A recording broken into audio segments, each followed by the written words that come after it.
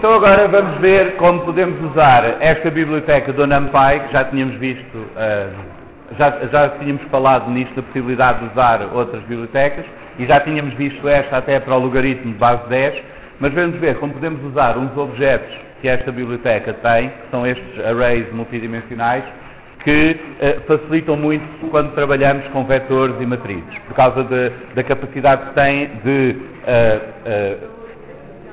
permitir-nos indexar os elementos da matriz e permitir fazer operações a todos os elementos de uma matriz de uma só vez.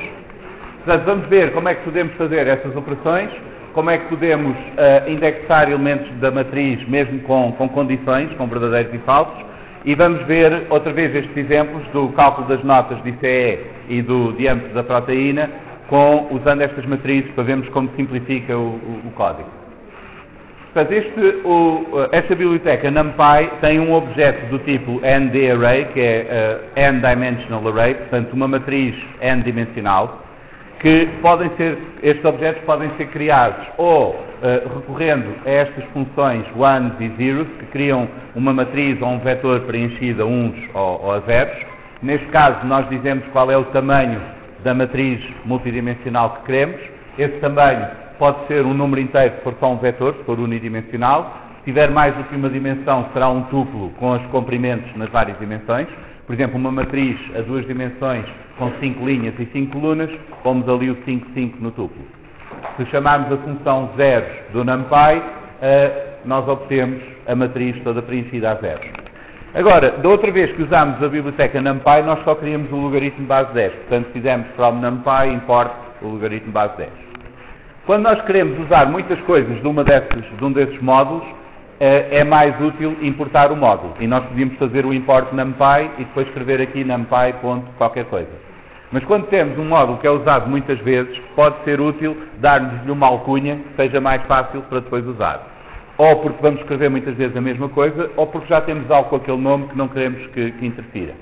Por isso, o import permite-nos acrescentar ali um add, que é para dar um outro nome e dizer o nome que nós queremos.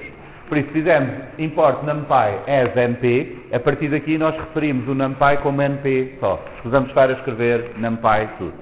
E eu estou a mostrar isto porque se vocês forem ver exemplos na net do NumPy, quase toda a gente faz isto, por isso aparece sempre como NP e não como NumPy. Porque quando usamos esta biblioteca, tipicamente, depois usamos muitas funções dela e não vale a pena estar sempre a escrever a mesma coisa. Então, importamos, damos esta alcunha e agora podemos criar vetores e matrizes usando estas funções. Ou o ones e o zeros quando queremos já toda preenchida, ou então se queremos pegar num conjunto que nós temos e convertê-lo numa matriz do NumPy, usamos esta função array e ele faz isso automaticamente. Por exemplo, para uma matriz bidimensional, nós podemos dar um conjunto de conjuntos que serão as linhas. Este conjunto todo tem um conjunto de linhas e cada um dos conjuntos de lá de dentro especifica uma das linhas. Portanto, se for uma lista de listas, temos duas linhas, porque temos dois elementos aqui, e temos 3 colunas, porque cada uma das linhas tem 3 elementos. Então isto vai-nos dar esta matriz assim, com 2 linhas e 3 colunas. Por isso, podemos facilmente converter um conjunto como aqueles que nós vimos das coordenadas da proteína ou das notas de ICE, podemos converter isso facilmente para um destes objetos do NumPy, usando aquela função array. A vantagem disto é que nós temos agora um objeto que nos permite fazer várias coisas. Para já tem alguns métodos que são bastante úteis, como por exemplo, facilmente sabemos o tipo dos dados que estão lá guardados, que é determinado automaticamente pelo tipo de valores que nós damos. Neste caso estamos a fazer um vetor com números inteiros, então o array que vai ser produzido é do tipo inteiro 64, ou seja, um inteiro representado com 64 bits. Se usarmos números com vírgulas, vai ser um float de 64, tal que já vimos com aquela representação da vírgula flutuante. Temos também este atributo shape, que é um tuplo com o comprimento da nossa matriz ou do vetor em cada uma das suas dimensões. No caso de ser um vetor unidimensional, o shape será um tuplo só de 1, e aqui estão a ver aquela vírgula no fim. Isto, neste caso, é o único caso onde é importante, porque um 3 entre parênteses é simplesmente um 3. Um 3, entre parênteses é um tuplo só com um elemento que é o 3. Portanto, este é um tuplo com um elemento que é o comprimento do vetor. Se for uma matriz, por exemplo, esta matriz tem 3 linhas e 2 colunas, a sua forma é 3 por 2. O primeiro valor ali é o número de linhas, o segundo valor é o número de colunas. Além disso, estes objetos permitem também espalhar ou propagar as operações por todos os elementos do objeto. Isto é o que se chama aqui em broadcasting. O NumPy, estes objetos sabem como aplicar uma operação que nós aplicamos à matriz toda, sabem como é que a vão aplicar a todos os elementos. Por exemplo, se nós criarmos esta matriz, tem uma linha 1, 2, 3, 4, a segunda linha 5, 6, 7, 8, etc.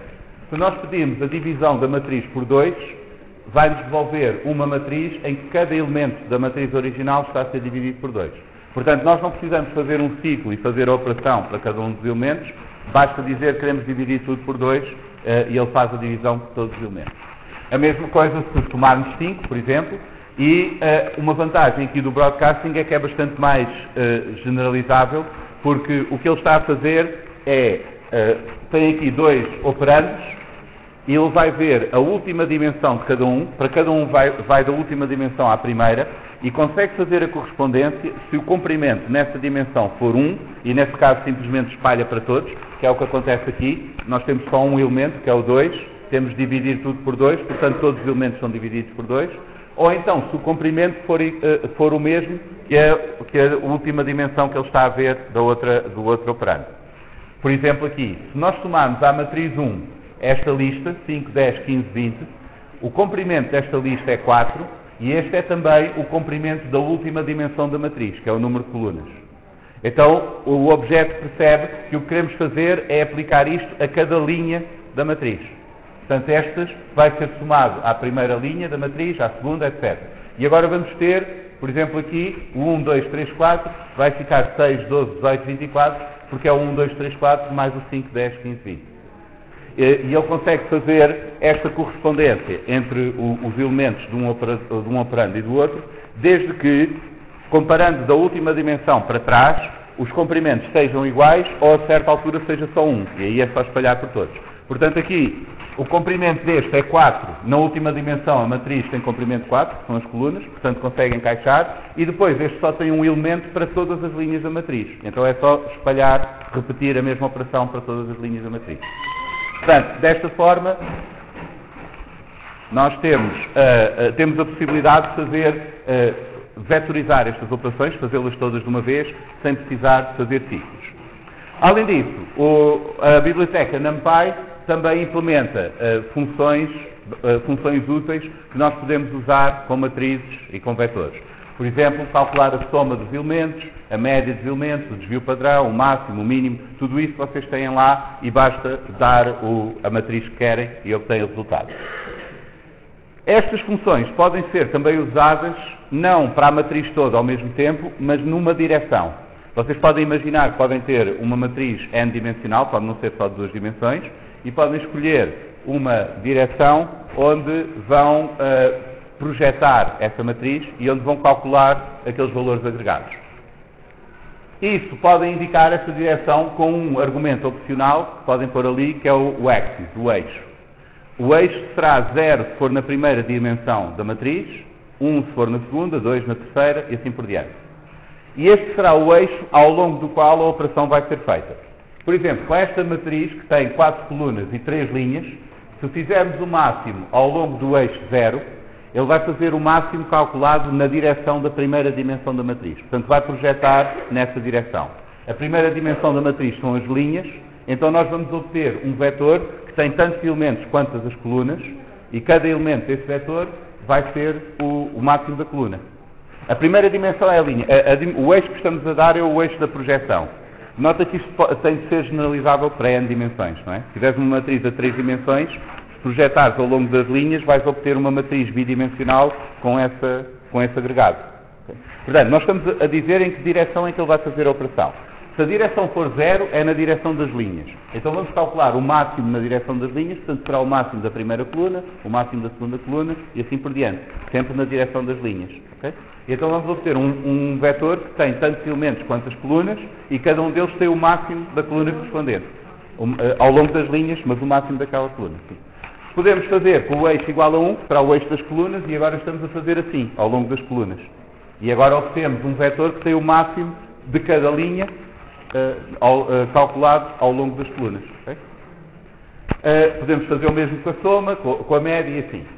O que quer dizer, este é o tal problema que eu falei também no round, nós podemos usar funções que têm argumentos opcionais. E a maneira como isso funciona é criando nos parâmetros, atribuindo valores por omissão aos parâmetros. Nós podemos fazer isso quando criamos uma função.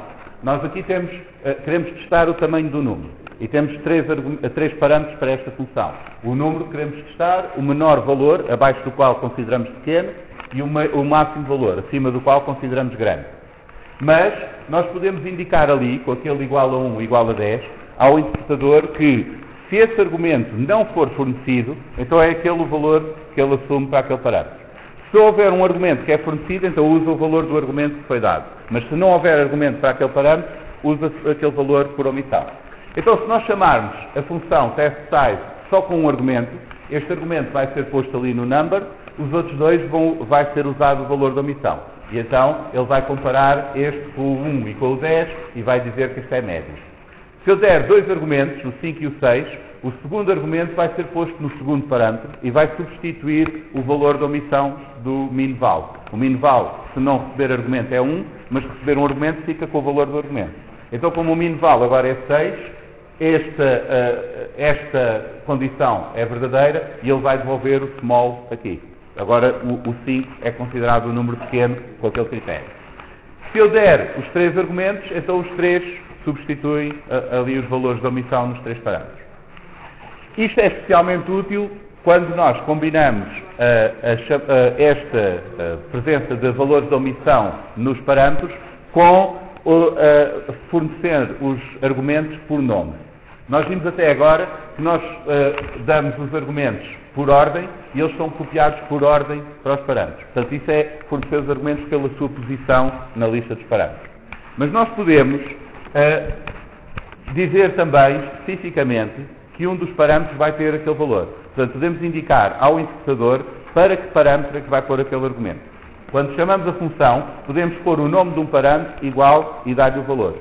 Nesse caso, ele vai pôr diretamente este no maxval e não tem aqui nenhum argumento para o minval. Nós saltámos o minval. O minval vai usar o valor por omissão, tem lá um 1 quando não recebe nenhum argumento. O maxval vai ter o 20. A única restrição aqui é que se nós damos valores, damos argumentos por posição, esses têm de vir primeiro. Porque a partir do momento em que damos um por nome, o interpretador já não sabe qual é a posição que vem a seguir. Portanto, todos os argumentos que são dados por nome, ou todos os argumentos que são dados por posição têm de vir antes dos argumentos dados por nome. Mas podemos até dar todos por nome. Notem, por exemplo, aqui que eu digo que o maxval é 10, o minval é 0 e o number é 20, e o interpretador percebe isto, porque eu estou a usar os nomes dos parâmetros e ele sabe em que parâmetro é que vai pôr cada um destes valores, mesmo que não estejam pela mesma ordem. Por isso é que nós podemos fazer coisas como estas. Por omissão, o valor do axis é none. E quando o valor do axis é none, o cálculo é feito com a matriz toda. Que eu quero calcular a soma, ou a média, ou assim, é feito com todo o array que eu tenho. Mas eu posso substituir o valor por omissão do eixo, que deixa de ser none, e passa a ser o que quer que seja que eu ponha ali. E aí, ele vai usar esse valor do eixo e vai projetar a matriz na direção que eu estou a especificar e vai-me dar o valor calculado nessa direção, nessa projeção. Então vamos ver como é que podemos usar isto para calcular o diâmetro da proteína sem ter de fazer aquela decomposição toda original que nós tínhamos. Nós temos aqui esta variável com estas coordenadas todas e originalmente o que fizemos foi decompor em três funções. Calcular a distância entre dois pontos, só dois pontos individualmente, depois a maior distância entre um conjunto de pontos e um ponto e no fim o diâmetro. Só que este tipo de cálculos, a distância e a maior distância, nós podemos fazer tudo de uma vez usando aquele broadcasting das operações da matriz. Então nós precisamos apenas desta função.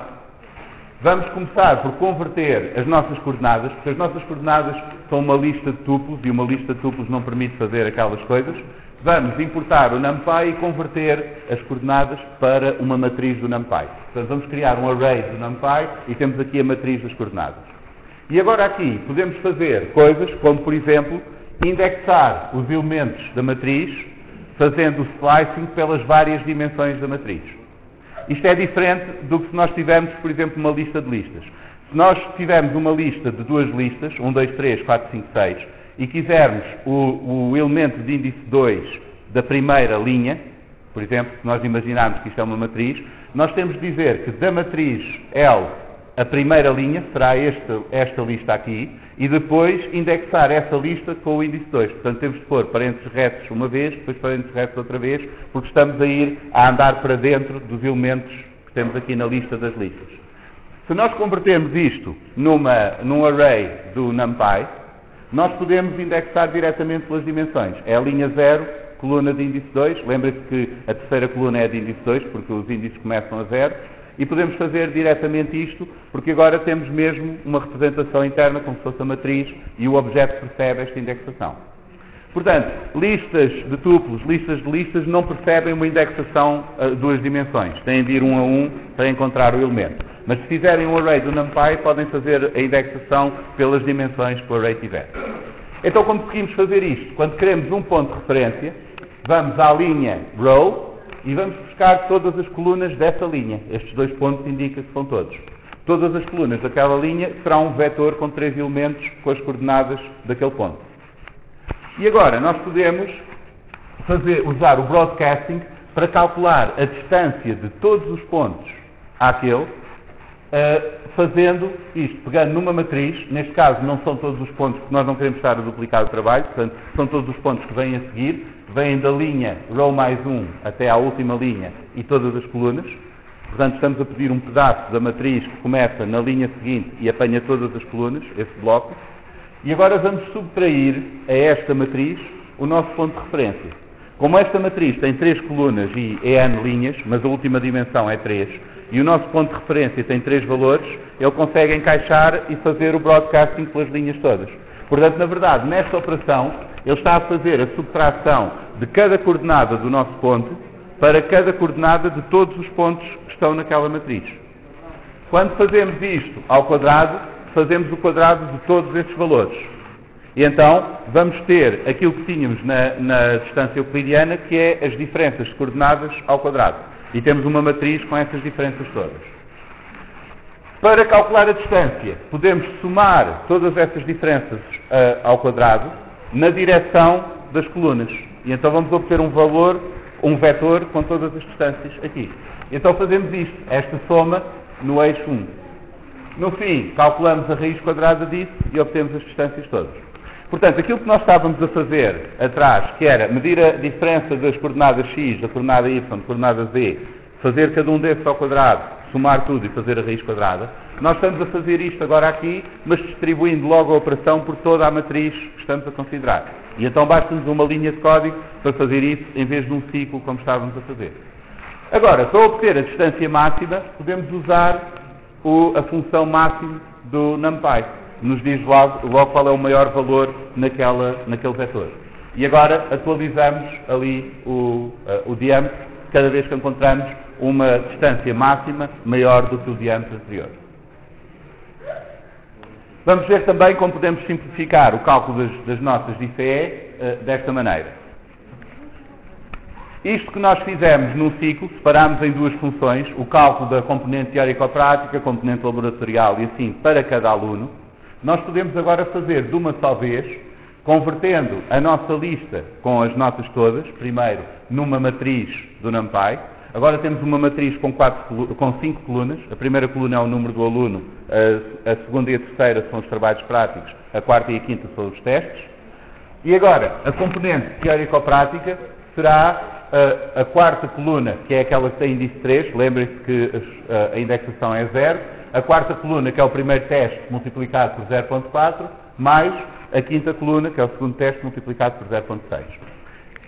Cada expressão destas vai ser uma coluna da nossa matriz, porque estamos a dizer que queremos todas as linhas e depois a coluna com aquele índice. Por isso vai-nos dar um vetor com todos aqueles valores. Quando somamos, como os dois vetores têm o mesmo tamanho, ele vai somar elemento a elemento os dois vetores. Estes produtos são também broadcast por todos os valores, portanto ele vai multiplicar por todos os valores e, no fim, vamos arredondar às décimas. Este round do NumPy pode ser aplicado a matrizes, a qualquer array do NumPy, portanto vai arredondar todos os valores que estão lá dentro. E temos aquele argumento opcional que nos indica até onde é que queremos arredondar. Se não tivermos aquele argumento, ele arredonda ao inteiro. Se indicarmos 1, arredonda a primeira casa decimal e assim por diante. Portanto, podemos calcular aqui dois vetores que são a componente teórico-prática e a componente laboratorial para todos os alunos. E fazemos isto só com uma instrução para cada um. Não precisamos fazer o ciclo porque aqueles objetos conseguem propagar todas aquelas operações. Agora, a nota de frequência será o valor máximo dos dois trabalhos. Portanto, vamos pegar nas duas colunas que apanham os dois trabalhos, portanto será do ponto de corte 1 ao ponto de corte 3, todas as linhas, e vamos calcular o máximo na direção das colunas. Portanto, o que estamos a fazer é, para cada aluno, pegamos nos dois valores dos trabalhos práticos e calculamos o maior dos dois. E vamos fazer isso para todos de uma vez. Portanto, obtemos aqui um vetor que tem a melhor nota dos trabalhos práticos para todos os alunos. Podemos agora criar a nossa matriz com as notas finais. Será uma matriz toda preenchida a zeros, com o mesmo número de linhas que temos na nossa matriz original, e duas colunas, porque vamos ter na primeira coluna os números de aluno, na segunda coluna as notas finais. E agora podemos copiar a primeira coluna desta matriz com as notas, que é a coluna que tem os números de aluno, para a primeira coluna da matriz com as notas finais. Como os tamanhos são os mesmos, isto não dá problema, ele vai copiar todos aqueles valores para a primeira coluna da outra. Então ficamos com a nossa matriz das notas finais assim. Será uma matriz com tantas linhas quanto os alunos temos. A primeira coluna tem os números dos alunos, a segunda ainda tem 0, porque nós criámos preenchida a zeros. E agora vamos preencher, linha a linha, a nota final de cada aluno. Portanto, vamos percorrer num índice o número de linhas que esta matriz tem, que é dada pela sua forma, é o primeiro elemento da sua forma, é o número de linhas, e vamos calcular para cada aluno, se a sua nota de frequência for menor que 9,5, não tem frequência, tem ali menos 1, caso contrário, comparamos a componente teórico-prática e assim por diante. E desta maneira, nós fizemos todos aqueles cálculos prévios e só precisamos mesmo de um ciclo para preencher os alunos. Há aqui um pequeno problema que é, quando nós devolvemos a nossa matriz final, como ela está toda criada com números de vírgula flutuante, aqueles floats, apesar dos arredondamentos, vem tudo assim, desta maneira. E não é esse aspecto que nós queremos, mas isto é fácil de corrigir se nós dissermos que queremos uma cópia da final, mas convertida para inteiros. E aí obtemos uma matriz com os números inteiros e já é uma pauta como nós queremos. Esta é a primeira forma de fazer isto, mas notem que, se bem que nós vectorizamos aqui grande parte das operações, continuamos a usar um ciclo para fazer esta parte. Em rigor, isto não é necessário com estas matrizes. Porque nós podemos também indexar elementos, ou linhas, ou colunas, ou elementos da matriz, usando vetores de valores booleanos. Quando nós fazemos uma comparação de um vetor destes do NumPy com um número qualquer, ou com qualquer objeto, nós vamos obter um array de NumPy também, mas em vez de ser um array de números, será um array de booleanos. E que vai ter um verdadeiro ou falso. Neste caso, este é 1, 2, 3, portanto, o primeiro será falso porque não é maior do que 1, o segundo e o terceiro são verdadeiros porque são maiores do que 1. Então vai ter um verdadeiro ou falso conforme a condição, o resultado de aplicar aquela expressão booleana a cada um dos seus elementos. E nós também podemos usar isto, um array destes, com verdadeiros e falsos, para escolher, para apontar ou para indexar elementos de uma matriz. Neste caso, esta matriz tem 3 linhas e este array tem 3 valores booleanos. Desde que o comprimento seja o mesmo, ele consiga encaixar os dois, nós podemos escolher quais as linhas que queremos desta matriz, só usando aquele array de booleanos, e ele vai selecionar aquelas que têm o valor verdadeiro. Portanto, nós podemos fazer uma coisa assim, que é dizer, quer da matriz 1, as linhas para as quais o vetor 1 seja maior do que 1 e todas as colunas. E ele vai-me dar aquelas linhas. posso até pôr aqui nesta seleção uma outra matriz que tenha o mesmo tamanho que a matriz original. E aí ele só me vai dar aquelas células que têm o verdadeiro. Por exemplo, quero da matriz todos os valores maiores do que 4. Este matriz maior do que 4 vai-me dar uma matriz de verdadeiros e falsos, e quando eu uso isso para indexar aquela matriz, vai-me dar só os valores que são maiores que 4 da matriz, só aquelas células. Se nós fizermos isto, podemos simplificar o cálculo da pauta e nem sequer precisamos de ciclos aqui. Esta parte é igual, calculamos a componente teórico-prática, a componente laboratorial, a nota da frequência, a pauta final, portanto tudo aqui é igual, mas agora precisamos fazer 3 coisas. Vamos pôr a nota final de cada aluno na segunda coluna da pauta com a nota final. Portanto, para cada aluno vamos calcular 0,4 vezes a componente laboratorial, mais 0,6 vezes a teórico-prática. Estes dois objetos aqui são os vetores com as notas para todos os alunos. Quando nós fazemos isso, obtemos um vetor com a nota final de todos os alunos e copiamos esse vetor para a segunda coluna da matriz. Mas agora temos de ir substituir as notas daqueles alunos que não tiveram a nota mínima na componente teórico-prática. Então o que é que fazemos? Em todas as linhas, seja verdade que a componente teórico-prática é menor do que 8, na segunda coluna vamos pôr simplesmente a nota da componente teórico-prática daqueles alunos cuja componente teórico-prática é menor do que 8. Portanto, estas comparações aqui, componente teórico-prática menor do que 8, vão-nos dar vetores booleanos com verdadeiro em todos os alunos que tiveram uma nota menor do que 8. E são esses que nós estamos a selecionar, quer na matriz final, quer nas notas teórico-práticas, e vamos só copiar as notas desses para aquela coluna da matriz. Portanto, aqueles alunos que não têm componente teórico-prática 8 ou mais, vão ter a sua nota substituída pela nota da componente teórico-prática só, sem contar os trabalhos. Depois, a seguir, vamos fazer o mesmo com os alunos que não tiveram frequência. Portanto, em todas as linhas cuja nota de frequência seja menor que 9,5, vamos pôr na segunda coluna um menos 1. E ele agora vai preencher tudo a menos 1. Notem que neste caso nós invertemos a ordem das operações. Porque quando estávamos a fazer isto com o if, nós íamos ver primeiro o que era mais importante, depois, se esse não fosse o caso, íamos pôr outro e assim por diante. Quando estamos a fazer desta maneira, nós estamos a copiar os valores para a matriz. Então o mais importante tem de ser o último, porque é aquele que é copiado por último e é aquele que vai ficar no final. Mas à parte disso, estamos a fazer a mesma coisa, só que não precisamos nem do ciclo, nem daqueles ifs, porque estamos a indexar elementos da matriz por estas comparações. Portanto, se vocês usarem estas matrizes, estes objetos do NumPy, podem simplificar bastante operações como estas. Resumindo, em rigor, desta aula vocês não precisam de saber nada, praticamente, porque tudo isto que podem fazer assim, podem também fazer sem ser desta maneira. Portanto, o NumPy não é uma parte básica do Python, não faz parte da linguagem, é uma biblioteca extra. No entanto, vocês podem ver que faz imensa diferença ter de fazer tudo à mão, com ciclos e assim, ou se vocês souberem usar estas matrizes, este tipo de cálculos, que são muito comuns em ciência e engenharia, quando vocês têm de lidar com dados, é muito mais fácil de fazer se vocês souberem usar esta biblioteca e estas matrizes.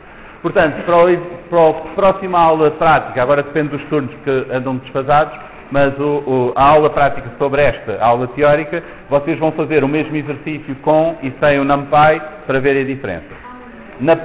Da parte teórica da disciplina, vocês podem saber o que é uma matriz e como aceder às linhas e as colunas e assim, mas esta coisa de projetar uma direção, calcular os máximos, fazer assim, mais complicada, em rigor nós não vamos exigir que vocês saibam.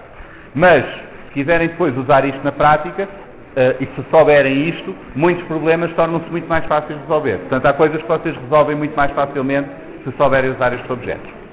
Portanto, basicamente é perceber o broadcasting, como é que vocês podem vetorizar uma operação pela matriz toda, e a indexação, como é que vocês podem escolher elementos da matriz, ou pelo slicing normal, ou usando vetores booleanos para escolher exatamente aqueles. Esta matéria não está no livro, porque isto não é básico de Python, o livro é só sobre a linguagem, mas tem alguns tutorials na net sobre o NumPy, se vocês quiserem experimentar sobre isto.